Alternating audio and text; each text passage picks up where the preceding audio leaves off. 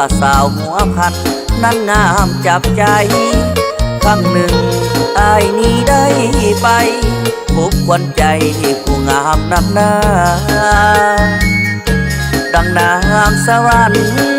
เหมือนดังอินปันแต่งมาสมคำเขาลือเขาสางามแค่นาหาใสเบียบปานสุดสวยวิไลงามน้ำใจเจ้าก็ดีดีสมเป็นกุลสตรีเทพีที่เขากล่าวขานผู้สาวเมืองซ้ำอายคิดนำแล้วเด้อนงทานอยากฝากใจเอาไว้นานๆกับสาวหัวพันสัวฟ้ามาลายโอ้สาวเมืองซ้ำผู้งามแท้เดน้องอยากมาเป็นแก้วเป็นดองแม่ของน้องสิว่าจังได้อายลงหักแล้วเจ้าอย่าแบ้วไอเด้อคนไข้หักเจ้าจนสุดหัวใจ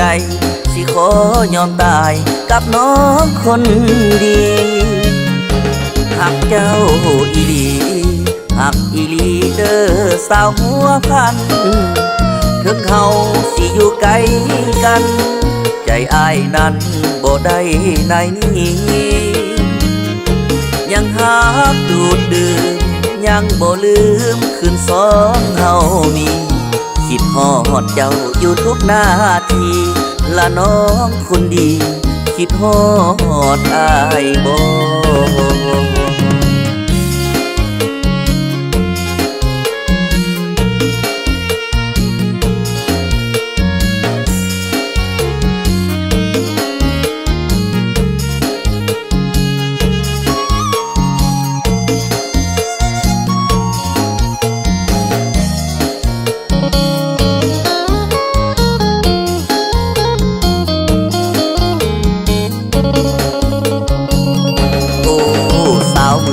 ซ้ำผู้งามแท้เดน้องอยากมาเป็นแก้วเป็นดองแม่ของน้องสิว่าจังได้อายลงหักแล้วเจ้าอย่าแบ้วไอเด้อคนไข้หักเจ้าจนสุดหัวใจสิขอยอมตายกับน้องคนดี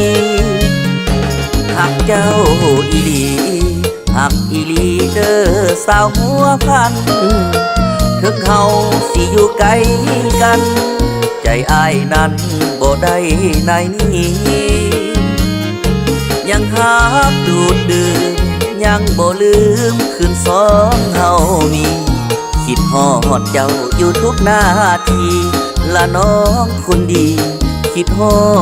ดอ้ายบ่